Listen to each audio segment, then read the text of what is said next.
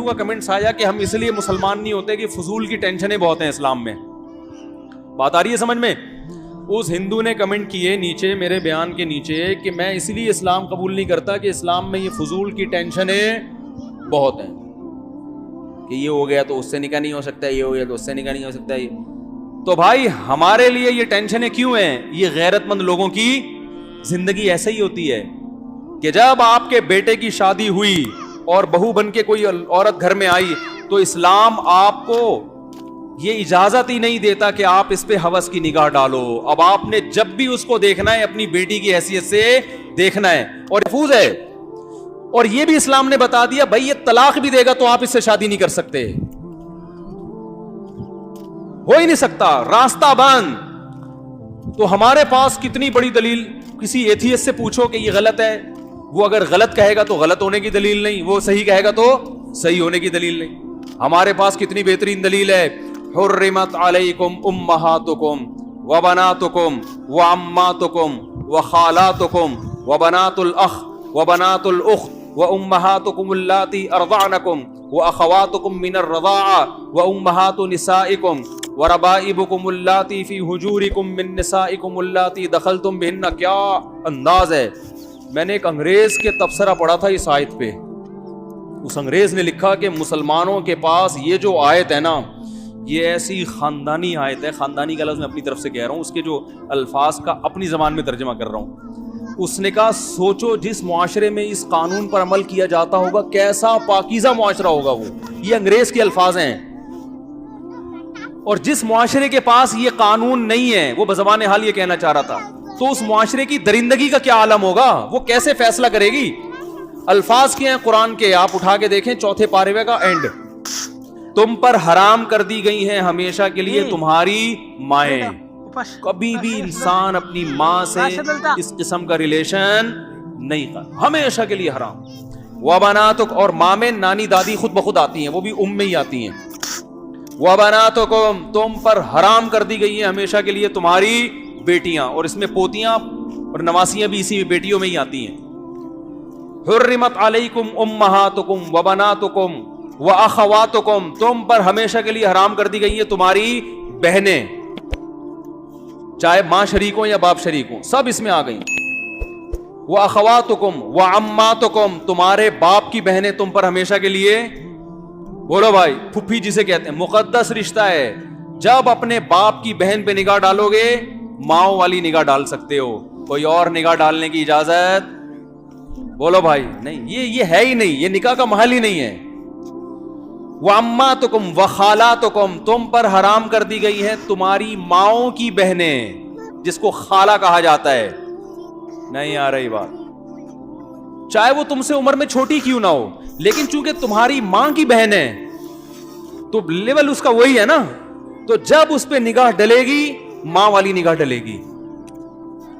وَأَخَوَاتُكُمْ وَخَالَاتُكُمْ وَبَنَاتُ الْأَخِ, تمہارے بھائی کی بیٹیاں تم پر حرام ہیں, کیونکہ تمہارے بھائی کی جو بیٹی ہے وہ تمہاری بیٹیوں کی طرح ہے, کبھی بھی اس سے نکاح نہیں ہو سکتا. وَبَنَاتُ الْأُخْتِ, تمہاری بہن کی بیٹیاں جو تمہیں ماموں کہتی ہیں, تمہارے بھائی کی بیٹیاں تمہیں چاچو کہتی ہیں. یہ کیسا رشتہ ہے کہ ایک طرف چاچو بھی کہہ رہی ہیں, انکل بھی بنا رہی ہیں. انکل کا اصل میں تو چچا سے نکلا ہے, وہ انگریزوں نے پھر اس کا مفہوم اتنا وسیع کر دیا کہ پوری دنیا کو انکل بنا دیا انہوں نے.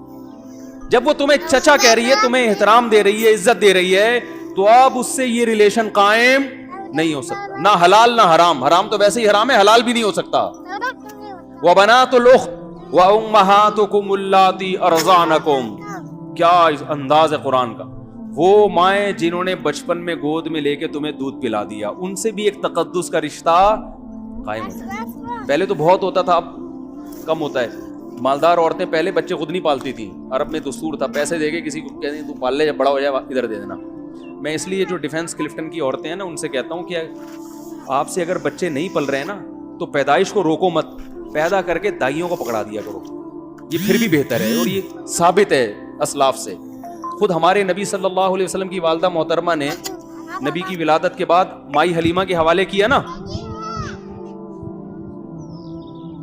حوالے کر دیا, تو مائی حلیمہ بھی آپ صلی اللہ علیہ وسلم کی کیا بن گئی, ماں بن گئی, کہ انہوں نے دودھ پلایا نبی صلی اللہ علیہ وسلم کو. تو جو عورت آپ کو بچپن میں دودھ پلائے ایک تقدس کا رشتہ بولو بھائی قائم ہو گیا. اب اس سے نکاح کا سوچنا یہ غلط ہے, ماں بیٹی کا رشتہ بن گیا. اور اللہ نے کیا فرمایا, وَأُمَّهَاتُ نِسَائِكُمْ, تمہاری بیوی کی جو ماں ہے وہ بھی تمہاری کیا ہے, مدر ان لا ہے نا. یہ کیسے ہو سکتا ہے کہ بیوی پہ جو نگاہ ڈالو وہی نگاہ اس کی ماں پہ بھی؟ نہ نہ نہ, وہ ساس ہے, وہ تمہارے لیے ہمیشہ کے لیے, یہ رشتے ہمیشہ کے لیے حرام ہوتے ہیں, ان کے حلال ہونے کی کوئی صورت نہیں ہے. وَرَبَائِبُكُمُ اللَّاتِي فِي حُجُورِكُم مِّن نِّسَائِكُمُ اللَّاتِي دَخَلْتُم بِهِنَّ, جس عورت سے تم نے نکاح کیا اور رخصتی بھی ہو گئی, اس عورت کی بیٹی بھی تم پہ ہمیشہ کے لیے حرام, کیونکہ تم اس کے سوتیلے باپ بن گئے. فادر ان, یہ بھی ایک طرح کا فادر ان لا ہے, اسٹیپ فادر ہے, اور یہ اسٹیپ ڈاٹر ہے. کیوں؟ اس لیے کہ اب یہ نہیں ممکن ہے کہ اس کی ماں سے بھی تمہارا ریلیشن ہو اور اسی وقت میں یا کسی زندگی کے کسی موڑ پر اب اس کی بیٹی سے بھی نہ. بھائی اس بیٹی نے تم پر ایک دفعہ باپ کی نظریں ڈال دی ہیں, کیونکہ وہ ماں کا شوہر تو باپ ہی جیسا ہوتا ہے نا. وہ ایک دفعہ تمہیں اس طور پر ایکسپٹ کر چکی ہے کہ میری والدہ کا کیا ہے, ہسبینڈ ہے. تو اب یہ رشتہ ایسا ہے کہ اب قیامت تک اس سے نکاح نہیں ہو سکتا. وَحَلَائِلُ أَبْنَائِكُمُ الَّذِينَ مِنْ أَصْلَابِكُمْ, تمہارے جو بیٹے ہیں ان کی بیویاں بھی تم پر کیا ہیں, جسے بہو کہا جاتا ہے. نہیں آ رہی بات؟ کیونکہ بیٹا جب اس کو لے کر آتا ہے تو تم بیٹے کی واسطے سے اس پر بیٹیوں کی نگاہ ڈالتے ہو, اور ڈالنا بھی چاہیے, اور وہ تمہیں کیا ایز اے فادر کر لیتی ہے. بس یہ ہمیشہ کے لیے اب کیا ہو گیا, بولتے کیوں نہیں بھائی؟ اور قرآن نے بھی کہا وَأَن تَجْمَعُوا بَيْنَ الْأُخْتَيْنِ, اور دو بہنوں کو نکاح میں جمع کرنا بھی کیا ہے, کیونکہ ایک عورت سے جب تمہارا کوئی ریلیشن ہے, اس کی موجودگی میں اس کی سگی بہن سے بھی یہ ریلیشن ہو, اس کو بھی اسلام غیرت کے خلاف سمجھتا. ہاں اس سے علیحدگی کے بعد نکاح ہو سکتا ہے, اور حدیث کے مطابق خالہ بھانجی سے بھی ایک ٹائم پہ نکاح نہیں ہو سکتا, پھوپھی بھتیجی سے بھی ایک ٹائم پہ نکاح نہیں ہو سکتا. آگے اللہ نے فرمایا وَأُحِلَّ لَكُم مَّا وَرَاءَ ذَلِكُمْ, اس کے علاوہ جتنے رشتے ہیں تمہارے لیے کیا ہیں, حلال. یہ اللہ نے تسلی دے دی. تسلی اس طرح دے دی کہ اللہ اتنے سارے تو نے خواتین کی لسٹ پیش کر دی جن سے نکاح ناجائز ہے, تو ہم تو ساری زندگی نکاح ہی نہیں کر سکیں گے. تو اللہ نے بتایا اس کے علاوہ بہت ہیں, ٹھیک ہے نا, ہول سیل کے حساب سے ہیں, ٹینشن لینے کی ضرورت نہیں ہے. اور خاص طور پر اگر تم مولانا طارق مسعود صاحب کا بیان سنتے ہو پھر تو اس معاملے میں بالکل ٹینشن چھوڑ دو.